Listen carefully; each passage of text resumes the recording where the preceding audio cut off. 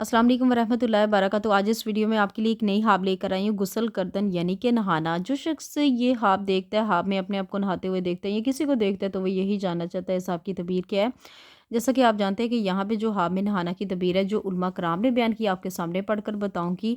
तो इस ख्वाब की तबीर को बताने से पहले एक छोटी सी रिक्वेस्ट है कि अगर आपने मेरा चैनल नहीं सब्सक्राइब किया इसे लाजमी से जाकर सब्सक्राइब कर दीजिएगा, साथ बेल आइकन का निशान भी ऐसे भी ज़रूर प्रेस कर दिए ताकि मेरी आने वाली कोई भी हकीकी और सच्ची ख्वाब की तबीर है उसका नोटिफिकेशन आप तक आसानी से पहुँच सके।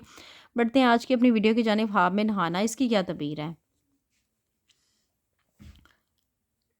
हज़रत इब्न सरीन रहमतुल्लाह अलैहि ने फरमाया कि अगर कोई ख्वाब में देखे कि इसने दरिया में गुस्ल किया है तो दलील है कि इसका मतलब ये है कि इसको गम यानी कि परेशानी इसकी कम होगी। और अगर बीमार है यानी कि अगर कोई शख्स ये ख्वाब देख रहा है उसने दरिया में गुस्ल किया है, दरिया में नहाया है, तो इसके गम और परेशानी कम हो जाएगी। अगर उसके पास उसको कोई परेशानी है, कोई तकलीफ़ है, मुसीबत उस पे आई हुई है, मुसीबत ख़त्म हो जाएगी या कम हो जाएगी।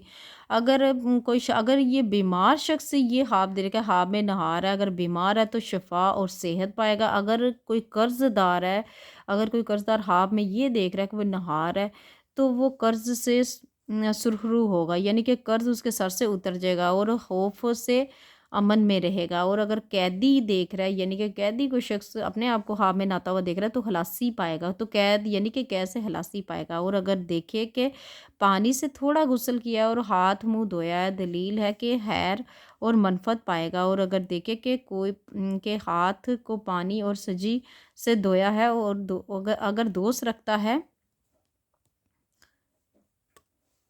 अगर दोस्त रखता है तो इसकी इससे दोस्ती यानी कि जुदा होने पर दलील है। और अगर देखें कि इसने गुस्ल जनाबत किया है तो दलील है, इसका मतलब ये है कि इसका काम ख़त्म होगा। हज़रत जाबर मगरबी रहमतुल्लाह अलैहि ने फरमाया कि ख्वाब में जनाबत से गुस्ल करना दलील है कि झूठ से पाक होना है। और जो ज़्यादती और नुकसान जनाबत के गुस्ल से ज़ाहिर होगा और झूठे दीन पर दलील है। तो व्यूवर्स, आज की जो आपकी तबीयत थी यहाँ तक थी। अगर पढ़ते हुए किसी भी चीज़ की कोई भी अगर लफ्ज़ तलफ़्फ़ुज़ में मुझसे गलती हुई है, माफ़ी की मुस्तहिक़ हूँ। अपना बहुत ज़्यादा ख्याल रखिएगा, मुझे भी अपनी दुआओं में याद रखिएगा। मिलते हैं नेक्स्ट वीडियो में, इतनी देर के लिए खुदा हाफ़िज़।